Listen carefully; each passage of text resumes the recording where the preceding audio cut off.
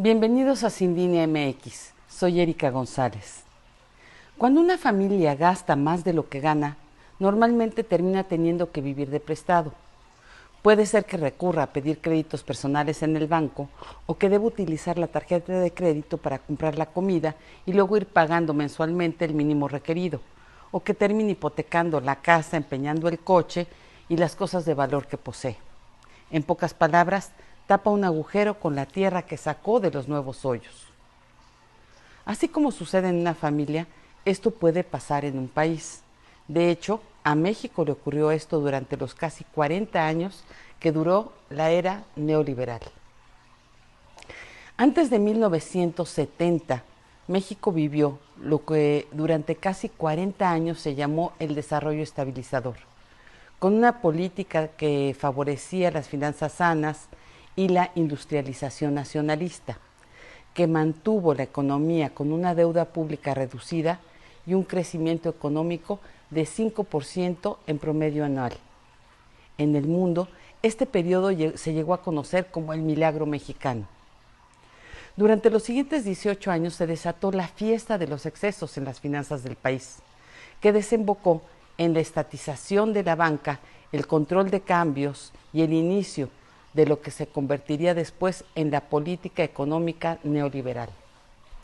A partir de 1988 y después del fraude electoral que colocó a Salinas en la presidencia, se adoptó de lleno el modelo neoliberal que en México vino acompañado de una corrupción rampante.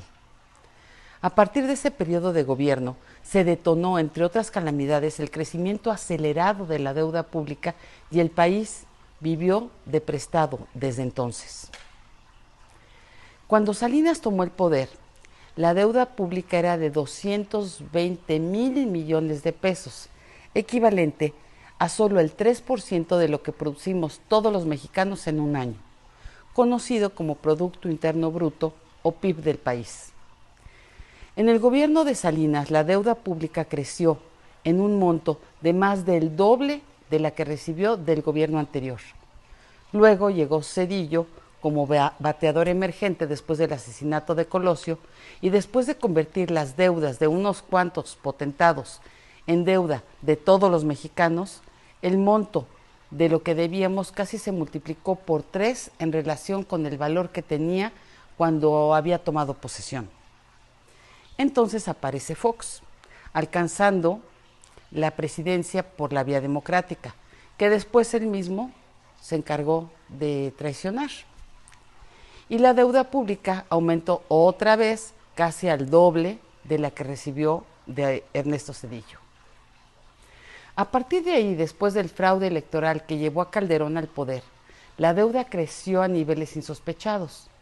Calderón no se conformó con recibir los ingresos petroleros más altos de la historia y con subir los impuestos, sino que además endeudó al país en una cantidad 3 veces mayor de la deuda total que habían contraído todos los gobiernos anteriores, terminando su lamentable administración con un nivel de endeudamiento equivalente a la tercera parte del Producto Interno Bruto del país. Pero la fiesta no acabó ahí. Peña Nieto contrajo deuda adicional equivalente a la que habían contratado Calderón y todos los anteriores juntos.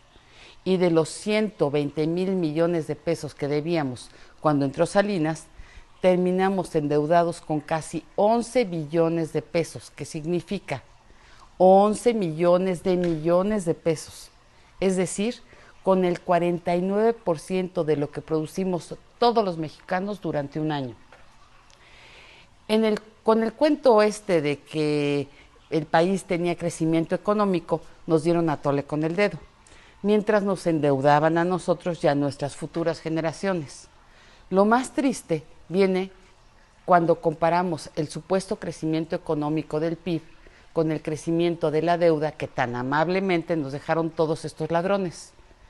De 1988 a 2018, el PIB anual creció en un poco más del doble, pero la deuda aumentó 42 veces y no se pagaron más que sus intereses. Para ejemplificar el caso, supongamos que una familia gana 100,000 pesos al año y que debe 3,000 pesos a lo largo del tiempo. pero va duplicando su ingreso hasta llegar a 200,000 pesos anuales.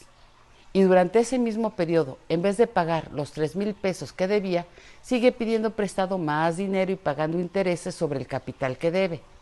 Así, después de haber pagado decenas de miles de pesos de intereses, termina debiendo 126,000 pesos de capital. Pero si esto fuera poco, acaba con la casa hipotecada, el coche y las joyas empeñadas y con una carga de 8,800 pesos de intereses que tiene que pagar anualmente. Toda proporción guardada, ese es exactamente el caso de México, pero en cifras mucho más grandes. ¿De dónde está la lógica económica de estas cifras aberrantes y de este modo de manejo subnormal de algo que no es tan complicado? Afortunadamente, el gobierno actual ha decidido no contratar deuda adicional a la que ya se tiene, y aunque seguirá pagando los intereses de lo que debíamos o de lo que debemos en espera de que lo que producimos todos alcance en el futuro para ir liquidando el capital que adeudamos y ya no sigamos viviendo de prestado. Con la lógica económica que se aplica en cualquier hogar que no tenga un jefe de familia irresponsable, vamos a vivir gastando menos de lo que ganamos, aunque esto no les guste a los que prestan dinero. Muchas gracias.